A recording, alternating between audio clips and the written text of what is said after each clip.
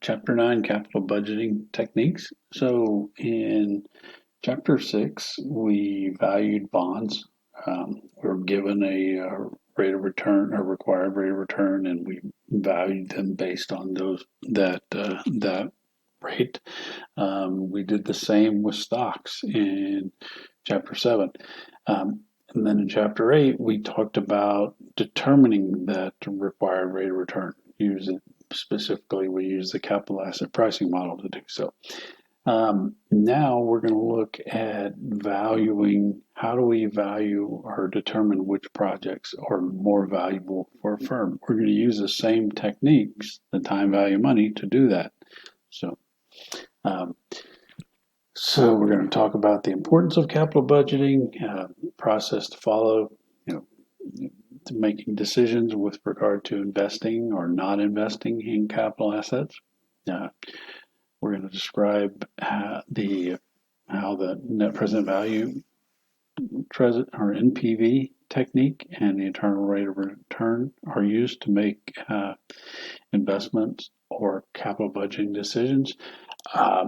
The vast majority of corporations use internal rate of return, but we're going to see in a little bit that the IRR is actually flawed. The NPV is a superior technique, but probably because IRR is more easily understood, it's probably the reason why it's more widely used. We're going to compare NPV and IRR, and we'll talk about why they may not lead to the same investment decisions. One of the problems with the IRR is that it assumes that you are able to reinvest the cash flows at the internal rate of return, and in a lot of situations that's not realistic. The NPV assumes that you reinvest cash flows at the required rate of return. So as opposed to the IRR, which is typically a lower rate. So as a result, you get a more sound decision using NPV. So, and then we'll talk about the conflicts that might arise when using NPV and IRR. And we can resolve those by using what's called modified internal rate of return, or MIRR. We'll talk about some other capital budgeting techniques that businesses use to make decisions.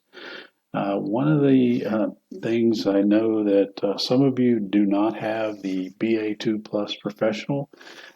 This is the chapter where you will be thankful that you do. The BA2 Plus Professional has a few functions that the BA2 Plus does not have. So anyway, fair warning, there will be some, and I will show you those functions as we move forward. So what is capital budgeting? It's planning and evaluating expenditures on assets. These assets with cash flows that are expected to extend beyond 1 year. So capital budgeting is, anything less than 1 year is not considered to be a capital expenditure. Now, we analyze the potential additions to fixed assets. Long-term decisions, these usually involve very large expenditures for corporations, and they are important to the firm's future.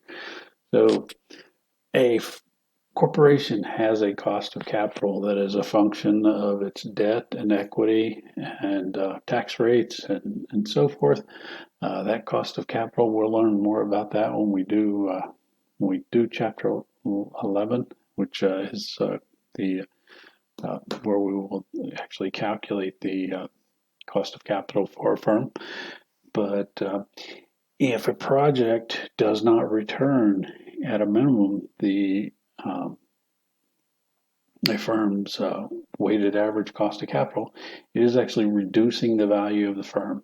If it returns, if the return is greater than the cost of capital or weighted average cost of capital, it's going to increase the value of the firm. It's very important as far as the decision-making process. So generating ideas for capital projects. So both the firm's growth and its ability to remain competitive depend on constant flow of ideas and products.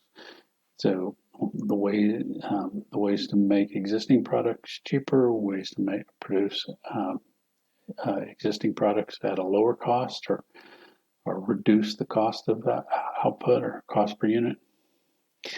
So corporations establish procedures for evaluating these projects.